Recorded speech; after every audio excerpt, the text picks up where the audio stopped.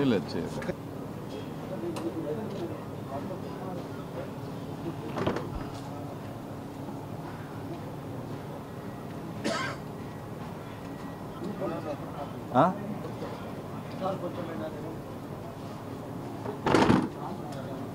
ఇప్పుడు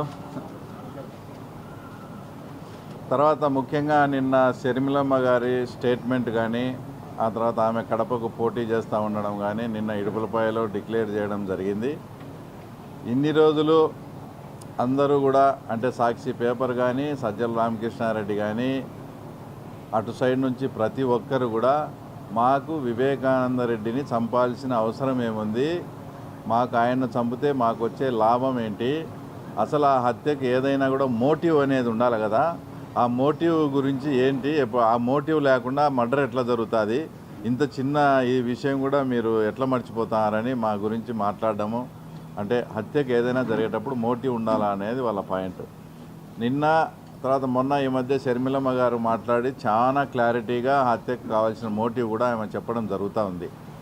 ఆమె చెప్పేది ఏంటంటే వివేకానంద రెడ్డి గారు ఎంపీ సీట్ అనేది మన కుటుంబానికే ఉండాలి, షర్మిలమ్మకే మనం ఎంపీ సీట్ ఇవ్వాలని జగన్తో చెప్పినప్పుడు ఆయన ఏమన్నాడంటే షర్మిలమ్మ ఒప్పుకోవడం లేదు, ఒప్పిస్తే నాకేం ఇబ్బంది లేదని జగన్మోహన్ రెడ్డి వివేకానంద రెడ్డికి చెప్తే వివేకానంద రెడ్డి పర్సనల్గా షర్మిలమ్మ ఇంటికి వెళ్ళి దాదాపు 2 గంటల సేపు నా మీద ఒత్తిడి తెచ్చి ఖచ్చితంగా మన కుటుంబానికే ఇది కావాలని ఆయన చెప్పడం. అప్పట్లో నాకు చిన్నాన్న ఎందుకు నన్ను ఇంత ప్రెజర్ చేస్తాడని అనుకోలేదు.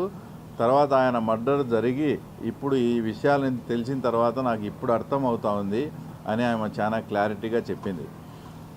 అంటే జగన్మోహన్ రెడ్డి షర్మిలమ్మ ఒప్పుకోదేమో అని చెప్పి వివేకానంద రెడ్డికి చెప్పడం, వివేకానంద రెడ్డి గారు షర్మిలమ్మ దగ్గరికి పోయి దాదాపు 2 గంటలు కూర్చొని ఆమెను కొంచెం ప్రెజరైజ్ చేసి మన కుటుంబానికే ఉండాలని చెప్పడంతో ఆమె ఆల్మోస్ట్ ఆల్ క్లియరెన్స్ అనేది ఇచ్చింది.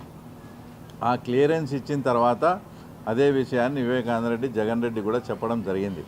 జగన్ రెడ్డికి చెప్పిన తర్వాత ఆయన ఇంట్లో అంతఃపురంలో ఎవరెవరికి చెప్పాలనో వాళ్ళకు నేను విధిలేని పరిస్థితి ఉంది, షర్మిలమ్మ గారు ఒప్పుకుంటే వివేకానంద రెడ్డి చిన్నాయన షర్మిలమ్మను ఒప్పించినాడు కాబట్టి ఇంకా దాదాపు నేను షర్మిలకే ఇవ్వాల్సిన పరిస్థితి ఉందని చెబితే ఆ అంతఃపుర రహస్యం వాళ్ళంతా వాళ్ళు మాట్లాడుకొని ఇంకా దీనికి ఏదైనా కానీ మన టికెట్ మనకు రావాలంటే వివేకానంద రెడ్డిని అసాసినేట్ చేయడమే, వివేకానంద రెడ్డిని మర్డర్ చేయడం తప్ప మనకు వేరే గత్యంతరం లేదని క్లియర్గా మోటివ్ ఉండి ఆ ఘాతుకానికి వాళ్ళు పాల్పడడం జరిగింది.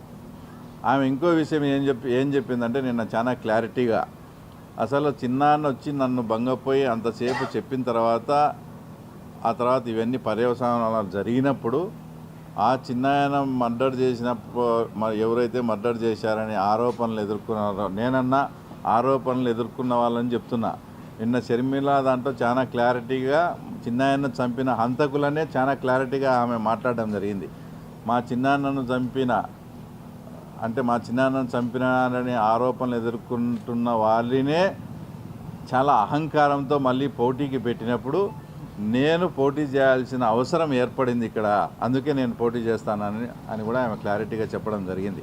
ఆ విషయం పక్కన పెడితే జగన్మోహన్ రెడ్డి గారిని ఒకటే సూటిగా ప్రశ్నిస్తాను. మీరు మేనిఫెస్టో విడుదల చేసేటప్పుడు అక్కడికే పోతారు, టికెట్లు ఫైనలైజ్ చేసి డిక్లేర్ చేసేటప్పుడు మీరు అక్కడికే పోతారు, అంటే ఏదైతే రాజశేఖర రెడ్డి గారి సమాధి ఉందో అక్కడికి పోతారు.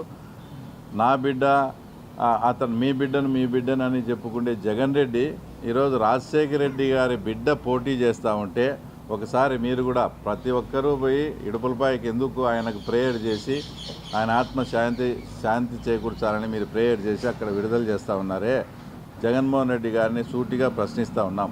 నిజంగా రాజశేఖర రెడ్డి గారికి ఏదైనా ఆత్మలు అనేది ఉండి నిజంగా ఆత్మ అనేది ఉంటే అసలు ఇప్పుడు రాజశేఖర రెడ్డి గారి కూతురు ఆయన బిడ్డ నిలబడతా ఉంటే ఆయన కొడుకు రాజశేఖర రెడ్డికి ఎంతో ఇష్టమైన ఆయన తమ్ముడిని చంపినారని ఆరోపణలు ఎదుర్కొంటుండే అతని కూతురి మీదనే అతను పోటీకి పెడతా ఉంటే ఇది రాజశేఖర రెడ్డి ఆత్మ శాంతింపచేసేదానికి మీరు ఆడ రోజు ప్రేయర్ చేస్తారా, లేక మీరు ఇట్లా పనులు చేసి ఆయన ఆత్మను ఎంత శోభ పెడతారో ఒకసారి పులివెందుల ప్రజలు కానీ రాష్ట్ర ప్రజలు కానీ రాజశేఖర రెడ్డి అభిమానులు కానీ మీరు ఆలోచించాల్సిన పరిస్థితి. ఎందుకంటే రాజశేఖర రెడ్డి బిడ్డ మీద రాజశేఖర రెడ్డికి ఎంతో ఇష్టమైన తమ్ముని చంపినారనే ఆరోపణలు ఎదుర్కొండే అతన్ని జగన్మోహన్ రెడ్డి, మళ్ళీ వైఎస్ఆర్ పార్టీ పేరు పెట్టుకున్న జగన్మోహన్ రెడ్డి ఈరోజు పోటీకి పెడుతున్నాడంటే ఒక్కసారి రాష్ట్ర ప్రజలు కానీ దీన్ని కానీ ఆలోచన చేయండి. తర్వాత ఇంకో విషయం, విజయమ్మ గారిది కూడా మొన్న జగన్మోహన్ రెడ్డి అభ్యర్థులను ప్రకటించేటప్పుడు వచ్చా, ఇప్పుడు షర్మిలమ్మ అభ్యర్థులను ప్రకటించేటప్పుడు వచ్చా. సూటిగా విజయమ్మ గారిని కూడా అడుగుతున్నాం, మీరు మీ కూతురైనటువంటి షర్మిల వైపు ఉంటారా, లేదా మీ కోడలు మీ కొడుకు చెప్పినట్లు మీ మర్దిని చంపినటువంటి ఆరోపణలు ఎదుర్కొండే అవినాష్ రెడ్డి వైపు ఉంటారా? అది కూడా ఆమె క్లారిటీగా పులివెందుల ప్రజలకు చెప్పాల్సిన అవసరం కూడా ఉంది.